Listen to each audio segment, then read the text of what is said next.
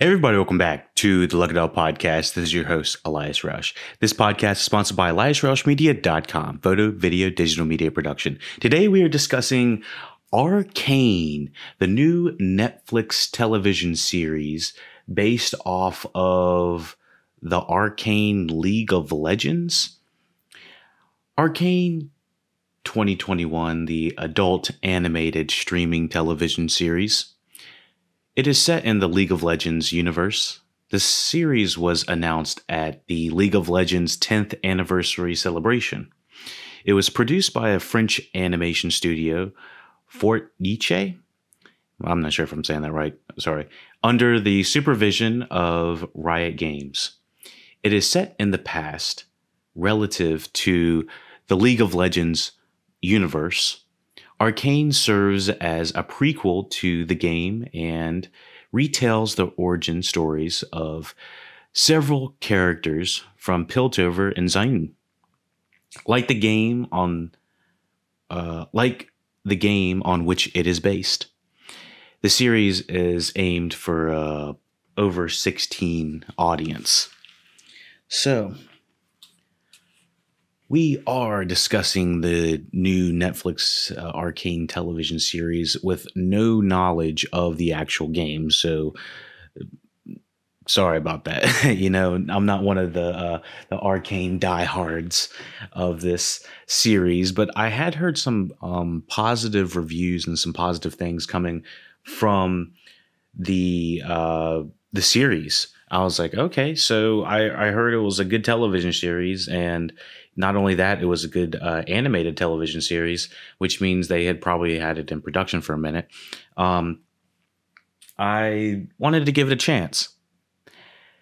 Arcane has received universal acclaim from critics who praised its animation, story, world building, characters, and voice acting, which I pretty much agree with all across the board. The cons of this show are very minimal, and I don't think you have to go into it knowing hardly anything about the about the game at all. Considering I had no idea about the game, I just know it was like some sort of game that everybody was streaming on Twitch, and it looked like battles, fighting other wars and people fighting battles from like a third point of view, and it didn't look like this sort of style. So when I saw this, I was pretty surprised of how much that they were saying this was based off of League of Legends. I was like, oh, okay. And people that have seen it, they're like, maybe I should check out the game, but I'm not going to be one of those people at this point. Don't have enough time. But this does have me hooked for a second season with saying that. Covering the genres of action, adventure, drama, science, fantasy, and steampunk, it does remind me of a little bit of Korra. The Legend of Avatars, the Avatar series follow-up, Korra, and kind of the same aesthetic in a way. It is taking what looks like the same type of CGI rendering on the animation as they did for the What If series on Disney Plus. And I think this one is a little bit more better rendered. I'm not sure if it's just because we're seeing more adult animation. We're seeing the blood. We're seeing the repercussions of them getting hit. And, I felt the problem with the CGI on the characters in What If, they would get punched and they no scratches, no nothing. On this, there are actual repercussions to what happened in the story, and that's why I kind of like this show. I think that it's way more adult in the storytelling. It's in some parts kind of it's got real dramatic elements of it that I wouldn't expect to be seen in an adaptation, for one thing, let alone in an animation. There's not many times that you get this kind of dramatic storytelling in animation that I think that can really grasp you. But I think this one really hit it on all cylinders.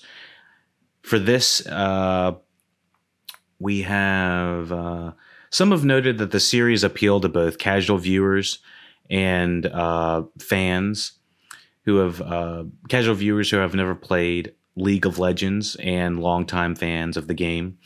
It has set the record as Netflix's highest rated series so far within a week of its premiere, ranking first on Netflix top 10 chart in 52 countries and ranked second on the chart in the United States. So it's doing pretty good worldwide.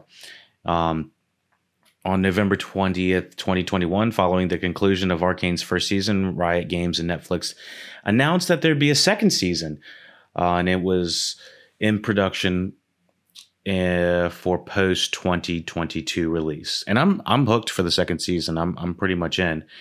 And I think the interesting thing that they've done, I've already seen that Netflix is starting to offer games through the Netflix platform. You can play games on your remote control or something like that. I'm sure they're going to eventually have like game controllers and stuff. I wonder if they're going to eventually kind of tie a League of Legends game to Netflix and what they're doing. It really has my eyes open for more possibilities of what's going to happen with storytelling, especially with this type of series, because it is a hit. It is getting renewed for a second season, and it's already got a game that it's based off of. It would be, think of if like Game of Thrones was animated and it was already based off a game. That's essentially what I kind of was relating this with, the different tiers of hierarchy and the classes and stuff like that. Like, you know, you have the highborns and the round tables, and then you have the lowborns, and then there's the people in the middle, and then there's kerfuffles and scuffles between and that. This is basically the classism divide for this show. I was really surprised about how much they were able to ring that as the story. I was like, I'm pretty hooked. And they have this new development of what is called like hex tech, and it's basically new way of creating energy and stuff like that. Can sustain all different types of things, from power to defenses to anything that the city would need, really. So I really do think that the most interesting part of the show are the fact that we have strong motivations for all of the characters. All of the characters are very interesting. Haley Steinfeld coming to voice Violet as V. Her sister is played by Ella Purnell, who's Powder / Jinx. Kevin Alejandro as Jace Tals. Kate Leung as Caitlin Kierman, and Harry Lloyd as Victor. Jason Spicek as Silco. Reed Shannon as Echo. And of course, we have a pretty interesting side cast as a supporting cast as well. So, with saying that, what makes this show good, what makes it pop, what makes it work, is they take the first 3 episodes. I'm only going to really talk about the first episode and then the last episode. But with saying it, the first 3 episodes are the premise of the show. So if you're a little bit unsure if you like the show, give it at least the first 3 episodes, because that's really the prelude to what the full story is. And then the follow-up is the following 6 episodes, because there's only 9 episodes in the whole series. And I was thinking that there's 10 watching it, and I was so excited for when I was watching the end of the 9th episode. I was like, oh, I got one more episode. And I was like, and I was trying to go to the next episode. I don't know why it sounds like I'm stepping on some, fruit or something, but I was trying to go to the next episode, and I was like, what the fuck? And then I go to the episode list, and I'm like, 9 episodes. Oh my God. So I was not too happy about that initially, but I was like, well, you hooked me, I guess. It cliffhangered my ass. And yeah, I was hooked for a second season. But knowing that it takes the first 3 episodes to really engulf you into what the story is, because I don't think the first episode is a great interpretation of how dark and deep this series can really go. So, what do we have? The premise. Amidst the escalating unrest between the advanced utopian city of Piltover and Squalid, I'm going to get some of these names wrong. I apologize. The repressed undercity of Zaun, sisters Vi and Jinx find themselves on opposing sides of a war over twisting ideologies of arcane technology. And so we are taking the most interesting characters from this world in this premise. So we're taking the two frontiered leaders, Vi and Jinx, who are on opposing sides of the next generation of this technology, because the Undercity is kind of getting underserved from a classism divide, and they don't feel like they're getting their equal share, essentially. And so they're starting to have this kind of revolt in a way. They want to, the civil unrest happening in the Undercity. But it's the Piltover, the utopian city, has these individuals that, are sitting at the table, that are making all the big decisions for the kingdom, essentially, but they are also in control of the technology. And so we get to sit in the co-pilot seat, I guess, with the two separate, very interesting scientists who are responsible for creating this technology. And I think the opposing ideologies are what make this so interesting, is because not only are we following the two sisters, which I feel like it very much, the show is portraying as, punch 'em up, beat 'em up, kind of this over the top type action. But there are real scenes where, we're sitting down with the scientists and they're having legitimate conversations.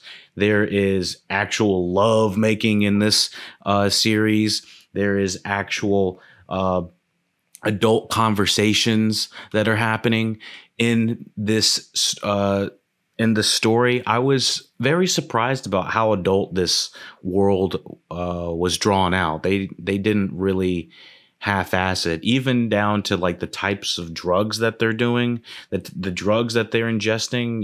Not really a spoiler alert. I'm not sure if it's in the marketing, but the drugs, there's clearly like this undercoating of the drugs are overtaking the lower society, and I was just like, oh shit, this is not even being subtle about it.